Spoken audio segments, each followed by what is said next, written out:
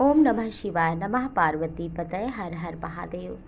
आइए जानते हैं कि भगवान शिव को प्रसन्न करने के लिए हम यदि हमारे जीवन में आर्थिक समृद्धि का उदय भी नहीं हो रहा है तो क्या करें। भगवान शंकर के मंदिर में दीप दान करने का क्या महत्व है, तो चलिए जानते हैं। शिव पुराण की कथा के अनुसार एक ब्राह्मण था जिसका नाम था यज्ञदत्त। उसका एक पुत्र हुआ जिसका नाम था गुणनिधि। उसकी पत्नी बहुत ही सुंदर और सुशीला थी। वो दोनों बड़े प्रेम से रहते थे। पंडित जी आचार्य थे, पूजा पाठ कराते थे। उनका बालक निकल गया जुआरी, क्योंकि वो अपने बेटे को समय नहीं दे पाते थे। गुणनिधि बहुत गुणों का भंडार था, परंतु को न कुसंगत पाई न साई।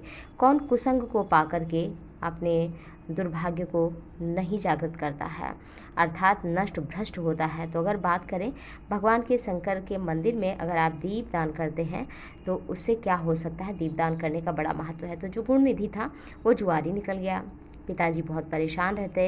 एक दिन की बात है, उसकी हाथों की अंगूठी जो है उसकी माँ ने अपने बेटे को बेचने के लिए दे दिया।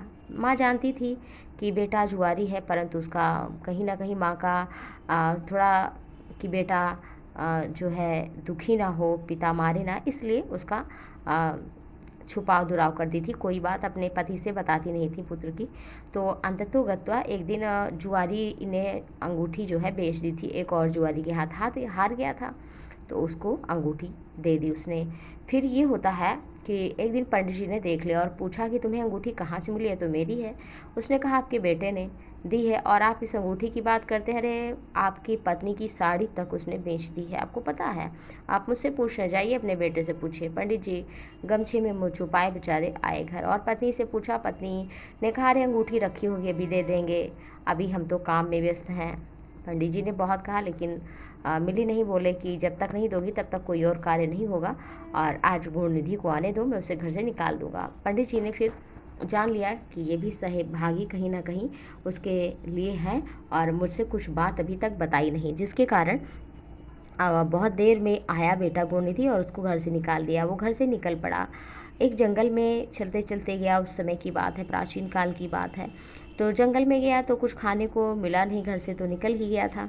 और एक दिन देखा कि कुछ लोग भगवान शंकर के मंदिर में, शिवरात्रि का दिन था, तो पुआ मालपुआ पकवान फल फूल सब लेके जा रहे थे। तो वो भी पीछे पीछे लग गया, भूखा तो था ही।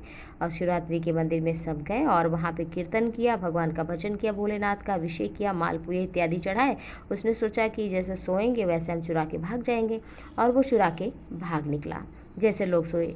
और वो खाते ही निकला क्योंकि बहुत भूखा था, और किसी के सिर पे या हाथ पे कहीं उसका पैर लग गया, जिसके कारण वो आदमी जग गया और चोर चोर कह के सब पकड़ने को दौड़े। थोड़ी देर बाद पकड़ ही लेते हैं और उसे फिर मारते हैं। इस तरह से उसके सर में चोट आ जाती है और उसकी मृत्यु हो जाती है।